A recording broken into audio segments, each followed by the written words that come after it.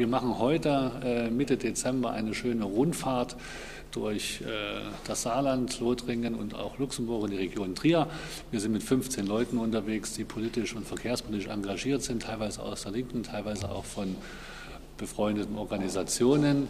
Uns sind heute 2 Punkte aufgefallen, die doch sehr unterschiedlich zu bewerten sind. Zum einen im Vergleich zu früheren Fahrten konnten wir feststellen, dass das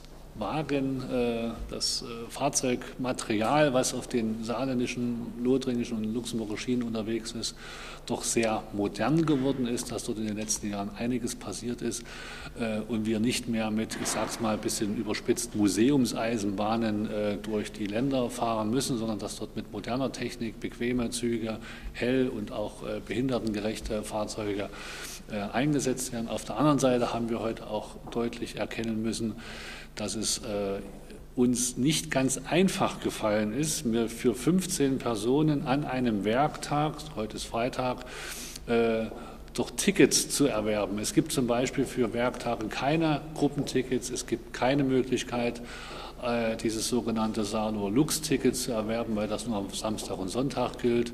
Uns ist es, obwohl wir willens und in der Lage waren, Tickets zu erwerben, sowohl in Saarbrücken wie auch in Metz sehr, sehr schwer gemacht worden, sehr, sehr schwer gefallen, Tickets zu erwerben. Und ich denke, wenn die Verantwortlichen bei den Bahnen und den Regierungen wollen, dass die Menschen mehr öffentlichen Verkehr benutzen, auch aufgrund des Klimawandels und so weiter, wenn das doch der artikulierte Wille der Verantwortlichen ist, dann muss es auch möglich sein, dass man attraktive Tickets, attraktive Angebote bekommt, um das komplette Netz zu benutzen und nicht immer nur von A nach B oder von Saarbrücken nach Metz und dann wieder von Metz nach Luxemburg und so weiter und so fort Tickets zu kaufen. Ich denke, das ist ein Punkt, da werden wir auch als linke Verkehrspolitikerinnen und Verkehrspolitiker daran arbeiten, dass sich das in absehbarer Zeit ändert. In anderen Regionen ist sowas Standard, in der Großregion muss das erst Standard werden.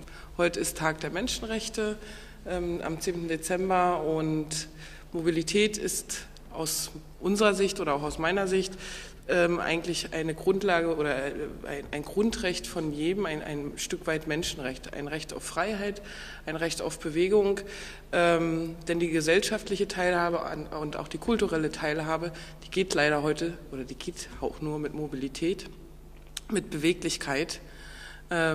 Ein Thema noch mal ganz explizit ist, auch weil vor einigen Tagen war auch Tag der Behinderten, auch die Inklusion, die immer wieder oder doch noch sehr rückständig, sage ich mal, ist, nicht nur im Bildungswesen und in der Schulpolitik, sondern auch bei der Möglichkeit, sich fortzubewegen.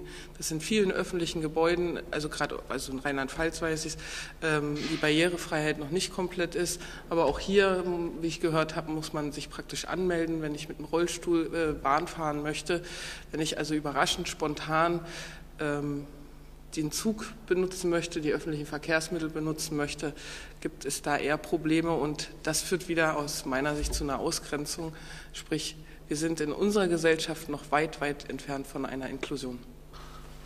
Ein ganz großes Problem von der Großregion ist selbstverständlich Mobilität. Wenn wir von Mobilität schwätzen, dann denkt man hauptsächlich selbstverständlich an Pendler, die aus den Grenzregionen hier in Plötzeburg kommen. Das sind ja immens viel. Das sind alltag 150.000, vor allem aus Frankreich, Belgien, aber auch einen guten Teil aus Deutschland.